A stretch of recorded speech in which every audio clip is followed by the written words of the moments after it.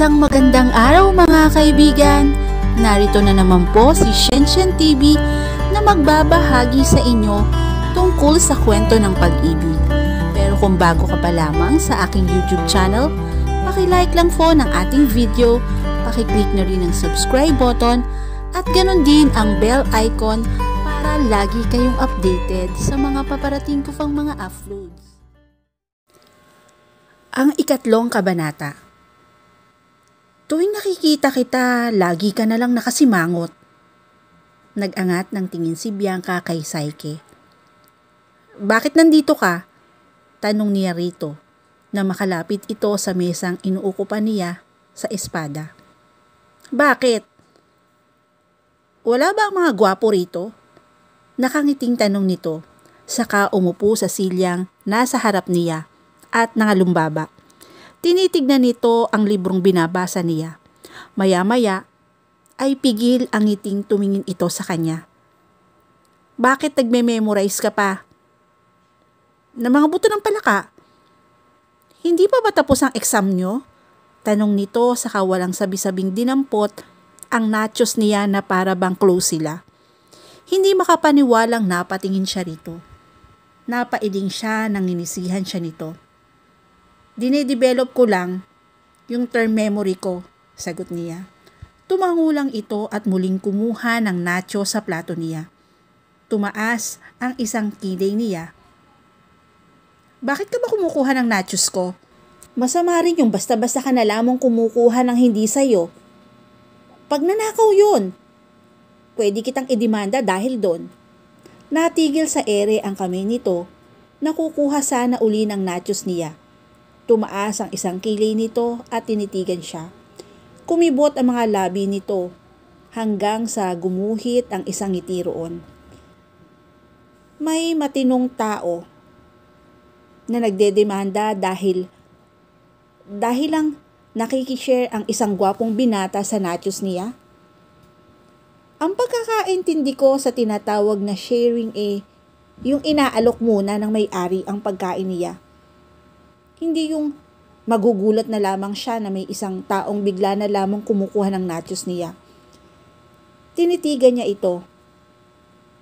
Klepto ka ba? Sa gwapo kong ito? Mukha ba akong klepto sa'yo? Pasimple nitong inilibot ang paningin sa mga tao sa paligid niya. Wala sa loob niya.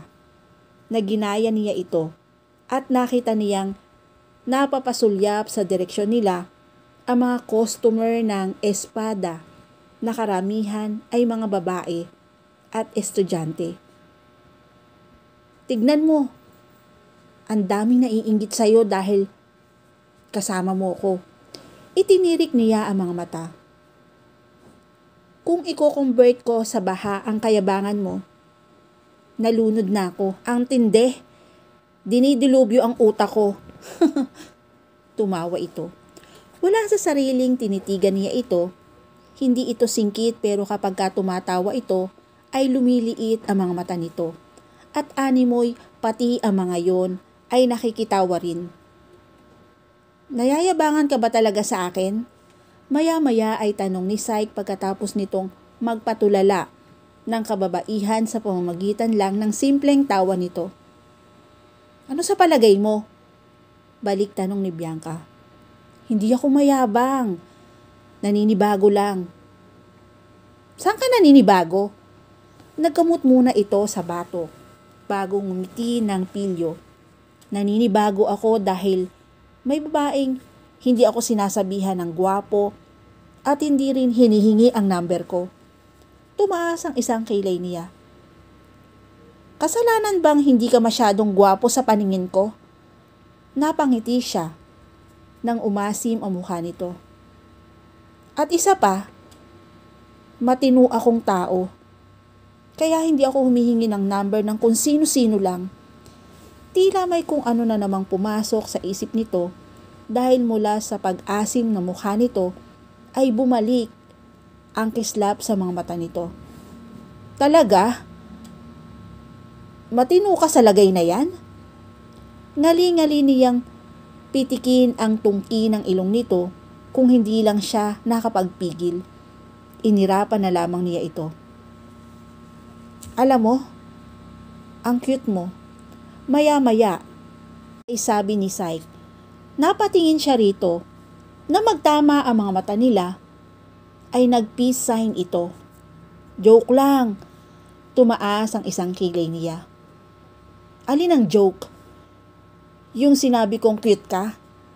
Ngumisi ito ng pilyo nang tignan niya ito ng masama. Wala akong nakikitang nakakatawa sa libro na yan. Mula sa librong binabasa, ay nag-angat ng tingin si Syke sa taong nagsalita. Kuya! Bati niya kay Kuya Cupid niya. May bitbit itong kape at nakatingin sa kanya at napasulyap sa librong hawak niya. Umupo ito sa silya sa harap niya. Kinuha niya ang tasa ng kape nito at sumimsim doon. Napangwi siya. Ang pangit naman ng timpla mo, reklamo niya. Sumimangot ito. Masarap to sa panlasa ko. Napailing na lamang siya. Ang weird mo talaga, kuya. Kaya, hindi ka nagugustuhan ni Ate Amber eh. Napatigil ito sa pag-inom ng kape at tinignan siya ng masama. Will you please shut up, Syke? Natawa siya. Bakit ba kasi hindi mo paligawan si Ate Amber? Mamaya, maunahan ka pa ng iba. Payo niya rito. Kapag ka niligawan ko si Amber, iisipin nun, end of the world na. Sumimangot ito. Hindi naman ako siniseryoso ng isang yun eh. Then, kiss her. For sure, seseryosohin ka na noon. Suhestyon niya. Pag hinalikan ko siya, susuntukin niya ako. At least, nahalikan mo siya. Isn't her kiss worth the fame of 1,000 fanches? Tinitigan siya nito. Tila pinag-iisipan ang sinabi niya. I guess, you are right. Pero, huminga ito ng malalim at tumingin sa kawalan. Natatakot ka. Bumuntong hininga ito. Sino ba naman ang hindi? I just can't jump into this without thinking it over 1,000,000 times. And it's really vagging the hell out of me. Anything is worth the risk for the ones we love, isn't it? Easier said than done. Pero kuya, paano mo masasabing karapat-dapat ka para sa babaeng mahal mo kung hindi mo kayang masaktan para sa kanya? Paano mo masasabing ikaw ang nararapat para sa kanya? Natahimik ito. Hindi rin siya umimik. Mataman niya itong pinagmamasdan. Do you like someone? Biglang tanong nito. Napakurap si Syke. Ha? Bakit itinatanong mo sa akin yan? Nagkibit balikat ito. You seem different this past 2 days eh. You seem oddly happy. Wala namang nagbago sa akin ah. May nagbago sa'yo.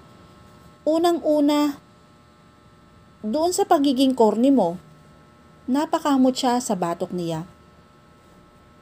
Naging corny ba siya? Kanina pa nahihilo si Bianca sa paruot parito ng Kuya Clyde niya. Parang wala ito sa sarili at may malalim na iniisip. Hindi na siya nakatiis, kaya tumayo siya at humarang sa dinaraanan nito. Kuya, may problema ka ba? Nahihilo na ako sa ginagawa mo eh, reklamo niya. Hinilot nito ang sentido nito. Sorry sis, may iniisip lang kasi ako eh. Halata nga, ngumisi ito. Habang tumatanda ka, mas nagiging sarcastic ka na. Nagmana lang ako sa'yo kuya, nakangising sagot niya.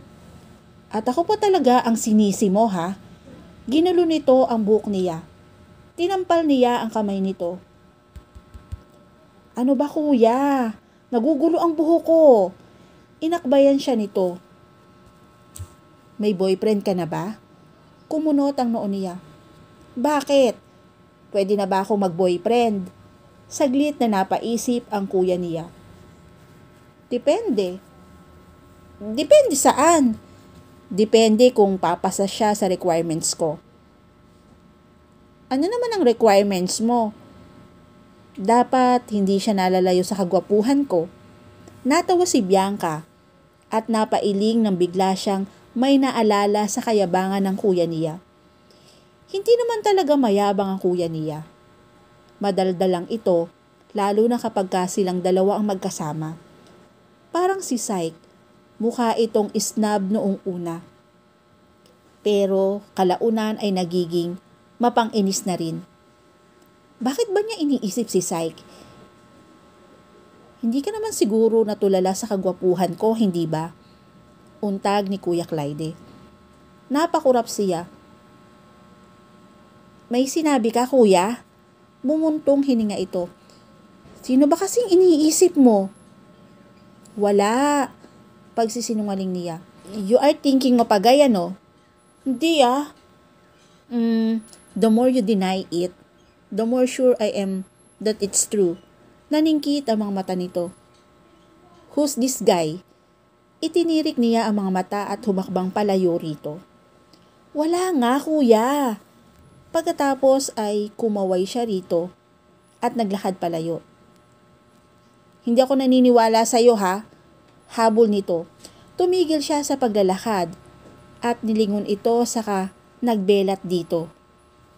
Halos lumipad si Bianca paakyat sa second floor ng Espada dahil sa pinaghalong relief at abot langit na saya. Hindi nawawala ang ngiti niya. Habang hawak ang test paper niya sa removal exam niya sa zoology, nasa huling baitang nahagdan na siya nang mabangga siya sa kung anong matigas at mabangong bagay.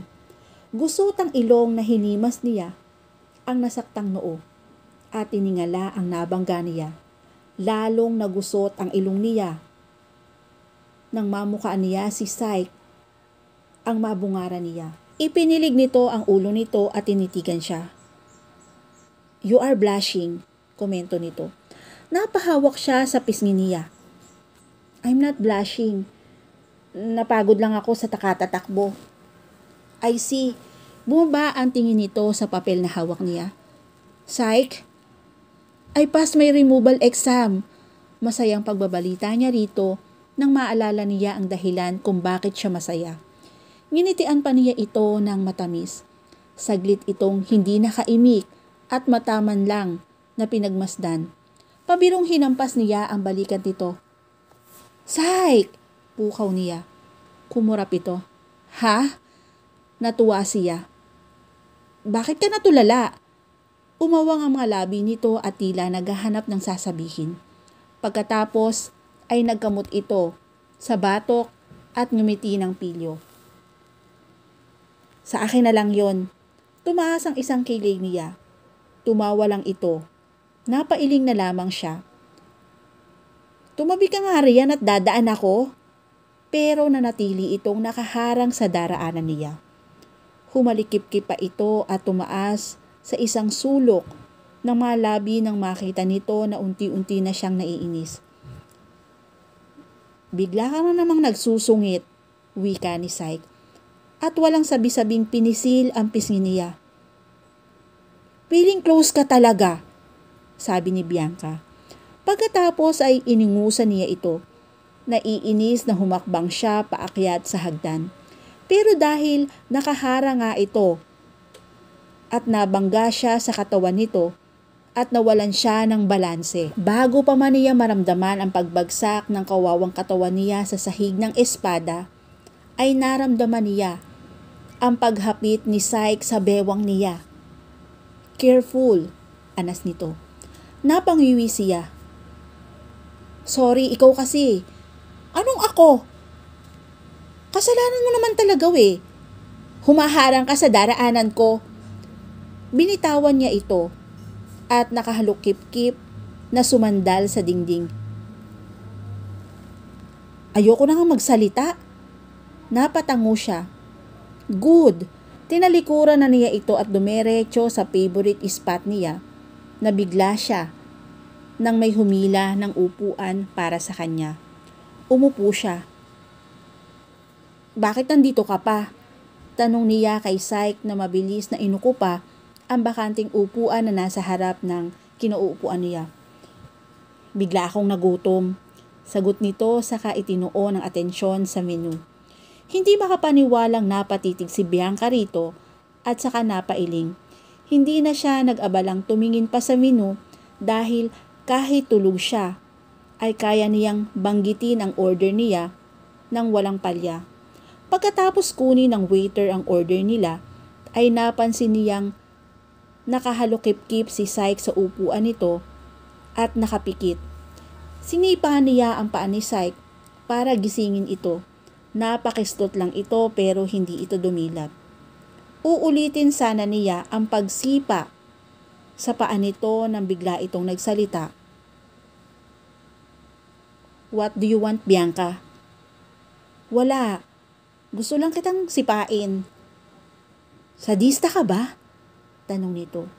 Dumilat ito ng bahagya sa ngumiti ng makahulugan. "O nagpapapansin ka lang?" Itinuloy niya ang pagsipa rito pero hindi man lang ito natinag. "May gusto ka ba sa akin, Miss Sungit?"